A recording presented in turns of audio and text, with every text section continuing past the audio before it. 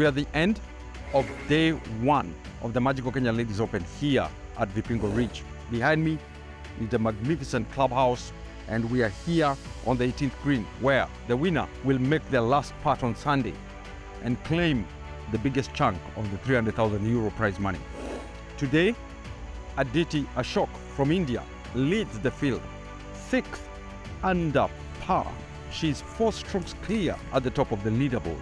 We did speak to Aditi at the end of the round, and this is what she had to say. I think the wind is the toughest part here. I think the course is firm, but that it's been firm, everybody knows it's firm. It's been firm the last few days, and I know we've had a drought, so that's, as expected. But I think the wind is the hard part, to get the ball close to the hole, and like you said, hitting long, irons and hybrids into the green, it's tough to get the ball close. So yeah, that's the challenge of Vipingo Ridge, I guess. Pretty decent. Number 7 was changed from a par 4 to a par 5, yeah. And you may giggle. It's it's the shortest par 5, I think, on the golf course. So yeah, but I hit my hybrids pretty good today. I hit a couple of them which was inside 3 feet. So that's always good, right? When you have a 4-footer for eagle, it's definitely easier. You dropped a shot on number 3. Yes. Walk us through that. Yeah, I hit a good tee shot, just a bad hybrid, and I hit it in the greenside bunker, and not a great bunker shot, and then I had, I think, 10 feet for par, and I missed the par putt. But yeah, I think the bunker shot is probably not up to the mark. But yeah, it was okay. We have a lot of young girls here who are trying to perhaps join the tour. What words of advice do you have for? Yeah, I think just work hard and enjoy the game. I think golf is a tough game, and if you don't enjoy it, then you won't spend hours practicing every day. So yeah, of course, nothing happens without hard work, but make sure you enjoy the game. And yeah, I think having a tournament in Kenya is obviously really good, right? It brings the tour closer, and I played with the amateur Naomi today, so it's like easy for them to be able to test their game against professionals. So I think it's great that there's a tournament in Kenya where they can play and see what the LET competition is like.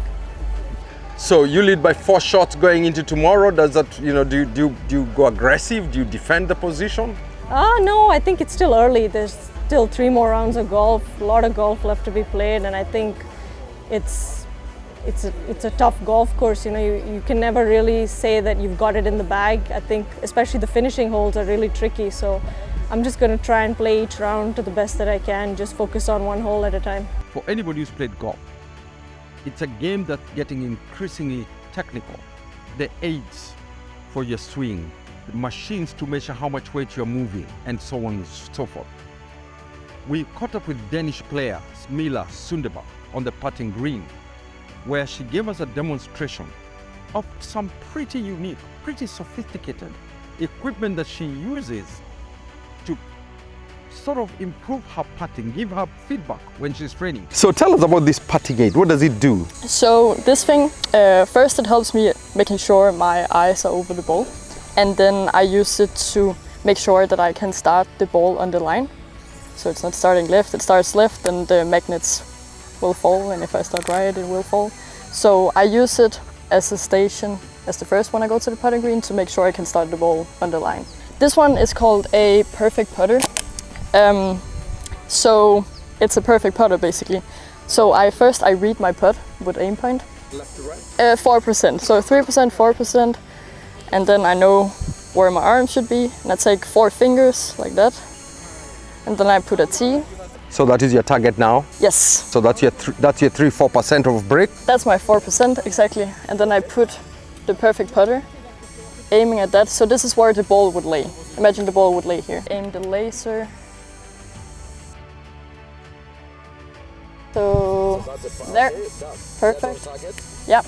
And then I just need to figure, how much speed the putt should have on this break. So that was a bit too much. So see, that's way too far. Try here. Perfect. And then the optimal read is when the ball ends like 1 foot past the hole. So this one was maybe a bit too far, so maybe the read was like a bit more than 4%. So it's to make sure I read it right, and then I test it with. So this equipment basically is giving you feedback on your assessment of a green. Of green reading, yes. So I also use it as the first thing to find like a completely straight putt, and then I roll it. You can see here, there's this 0 here. Yes. So I roll it and measure from here how many feet it is, and then I can find the speed of the green, the stimp of the green. Yes. So it's also a tool to figure the stimp. Yes. Yeah. And of course, just for everybody so sort of watching this, of course, you're not allowed to use this equipment during play. So you use it during practice, sort of gives you feedback. And basically the putting green condition is normally approximately the same as the green condition. So you then go to the golf course a little bit more prepared. But you need to also have the feel in your body. So this one can do things perfectly for you, and I'm doing like perfect things here. But when I go out there, I don't have all those things to help me. So it's very important to also do some feeling. Players who's actually traveled very far from the Virgin Islands is Alexandra Swayne. We spoke to her after her round today, and she was pretty optimistic. She was very happy to be in Kenya. She's happy about the condition of the golf course, and she's looking forward to round 2. I didn't putt too well. The greens they're rolling quite slow, which I'm not used to, and I have a lot of tension in my hands, so I was just working on getting rid of that. My first event last year as a pro was here. I'm enjoying it. I can't complain. This is what I want to do. This is my passion, and just trying to get better every day. So I know most of the girls, and I was here a little earlier, so I got to meet Tatiana and Naomi and Jackie and Chanel and the 2 other players that are playing this week. Yeah, I'm very familiar with them. So to them, another young girl sort of aspiring to join a tour, what would be your advice to them? What would they prepare for mentally and so on? You just have to have fun. If it's not fun, it's not for you. You just have to find what makes you happy, and it seems like a couple of the girls really enjoy it, so they'll be fine. The conditions at Vipingo have been brutal. It's been hot. The winds are blowing at about 20 kilometers per hour. The humidity has been slightly high, especially for the guys who went out in the morning. Only 15 players are at par or better. As we said, Aditi leads at 6 under. Another 10 players are under par. The top leading Kenyan is tied in 41st place. Chanel Wangare, who played some good golf today, is +4. Naomi had a few bad putts, a few bad breaks. She's +6. Jacqueline Walter +10. Both Naomi and Jacqueline trained right here at Vipingo. They are students of Salim Haji, and they train at the PGA Golf Academy. We did catch Salim on hole number 9, which was the final hole for Jacqueline this afternoon, and we had a little bit of a chat with Salim. So you're running the PGA Academy, you're training these girls. Yes. Naomi, Jackie. Yeah. How have they fared from last year to this year? Well, Jackie didn't even play last year. And her ambition was to play this year after she couldn't play last year because her handicap was way too high. So yeah, she's done really well. I think she was a 13 or a 14 handicap this time last year. She's now down at 1.8. And she's done, I think, today remarkably well because she's so inexperienced. She's literally started competitive golf this year, or the middle of last year. So Salim, you've moved a golfer from handicap 14, which is sort of mid-handicap, to a low single, probably top 3, top 4 handicap among women in Kenya. Yes. How do you achieve that in 12 months space? A lot of hard work, and a lot to do with the academy and the facilities we have there. You can really fine-tune stuff. We've worked on Jackie's long game a lot. She struggles short game wise, so that's the next thing.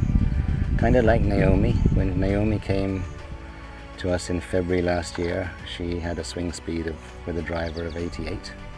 She now swings at 102. And you can see when she's playing, she outdrives, and the 2 girls she's playing with, Alice and Aditi, are not short, and she's outdriving them on a lot of holes, and that I think helps you feel you belong.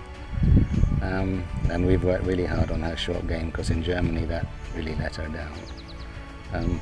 Putting can be a bit streaky, but generally she's improved a lot. But I think if we can work a little more on that, she can hold her own. The plan obviously is to take the girls on tour. What's remaining? I mean, Naomi has played top level golf for a very long time. I think the next thing is we've got to get her to play in some tournaments outside. We've been discussing that with UCOM and obviously Vipingo Ridge. And we're kind of looking for people to help us in that quest. I think if we can get 4 or 5 tournaments outside, then we try and get her to Q school at the end of the year in December and see if she can get a card. And you bring up an interesting issue. Obviously, finances are a major factor. Sort of, Vipingo Ridge and yourself as an individual have supported these players for a very time. What is it going to take for this country to have 100 Naomis? 100 Naomis is tricky. We need to get, I think more of the better players need to come and benefit from the facility we have. I think that needs investment from somebody, be it government or a joint venture between government and private firms. Because kind of without that technology, you can't fine-tune them enough to really play at this level and not make too many errors. We also had the opportunity to speak to Mercy and Chama. She was also sent over, again, not a very good round, but she has another opportunity tomorrow to make a few corrections. What affected the game? My putting was not good, but tomorrow I'll improve on it. Yeah? Yes. The wind? The wind did not disturb me much because I knew what to use, which club, but when I was reaching the green, putting was not, like I could miss short putts. Some I could pass. A lot of players that I've spoken to today have sort of said they were finding the greens a bit slower than normal. Did that play a part in your putting not being very, very good? Me, I saw them fast, depending on when we were playing last week. Last week they were slow, now they are fast. Yes. You've been playing top level amateur golf for a long time. What will it take for Kenya to get more Mercies in the system? What do we need to do as a country? We need to at least bring juniors in these golfing to at least nowadays Safaricom is sponsoring juniors. Yes. How did you start? I started golf when I was in primary school. My coach was Rosdanielka. That's how I started. When I started golf, I was playing good, so I loved the game. Then I was being encouraged by friends to continue playing because I was a good golfer. I've been single handicap for long. Yeah. How long? Like 6 years. We spoke to Naomi, we spoke to Jacqueline, we spoke to Mercy after their rounds, and we asked them about their thoughts on the rounds. I enjoyed. I was just having a bit of misjudgment with the wind, which I shouldn't because this is my home course, but... How did you finish? +6. I had a few rough back, and the last few holes was a bit rough. Yeah.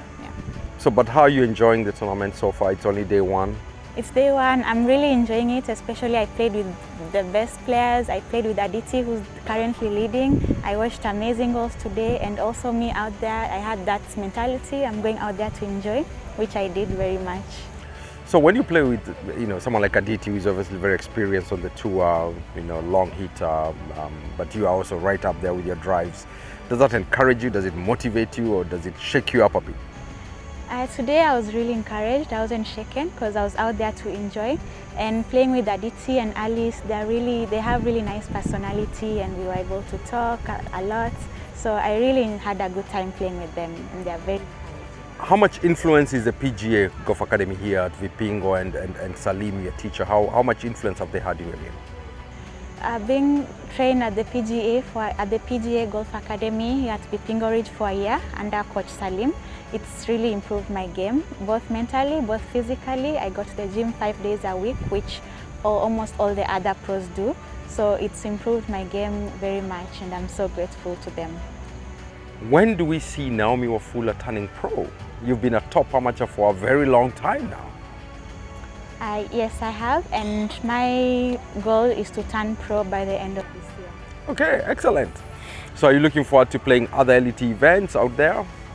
Yes, I am. Hopefully, if I continue to perform well and I get invites, like last year I was able to get an invite because of UCOM, And I'm grateful also to Vipingo Ridge for all the sponsorship. So I'm really looking forward that if I perform my best, I'll get a lot of invites. So we were speaking to your coach Salim earlier and said in the last 1 year you've moved from 14 handicap to under 2 handicap now. You're 1 Yes. point. I'm 1.8. Yeah. How has that journey been? That's a dramatic improvement. Well, I can't say it has been easy because I'm working at the same time playing golf, so it's kind of tricky. But every day I still get a chance to kind of practice and play at least 9 holes or 18 when I get a chance. Yeah, so with the determination that I had, that's what kind of made me to shorten my handicap down, because my target was last year to go under 2, and that's what happened in December. So I was 1.8, and that's why the UCOM gave me an invite to play at the LET. So there's quite a big contingent of Indian players here, which is encouraging to see. Of course, Aditi Ashok is leading, but there's also Diksha, who, just like Aditi, has her father caddying for her. And you know, I always did ask these players, I asked them last year, is it good when you have your father on the bag? Is it a bit more pressure? Both Diksha actually and Aditi are quite happy to have their fathers carry for it. It's good. I don't think it's ever been that much pressure. He's caddied for me for almost, ever since I was a kid, maybe since I was 12, 13, so he knows my game very well. And yeah, I think we're way beyond the pressure stage now. So it's more of a support system. Yes, exactly. And plus, I think he's seen so much of my golf that if I'm in confusion or I don't know what to do, I think he's seen my game so much that I would trust his opinion, because obviously he's seen me grow as a golfer. So yeah, it's good. And I think it's good to just have, you know, someone from my family caddying, just a calming effect on me, I guess. So I always prefer my dad to caddy for me because I have a special bonding with my dad. Yes, and he's very good at club selection, so that's why I need him. Yeah, sometimes you can call it a little difficult, but I guess we've got a quite good chemistry. Yes. Quite good understanding since I've been following her since the very beginning. So at the end of day 1, tough playing conditions, only 15 players at par or better. The leader leads by 4 strokes. Aditi Ashok is 6 under. The Kenyans have not fared too well. We wish them all the best in round 2. Again, shout out to all of you guys in Yali and Mombasa and Nairobi. 500 shillings to get into Vipingo to watch this brilliant performance of golf here at Vipingo Ridge. We look forward to round 2, round 3 and round 4 on Sunday, where the winner will be crowned. See you tomorrow.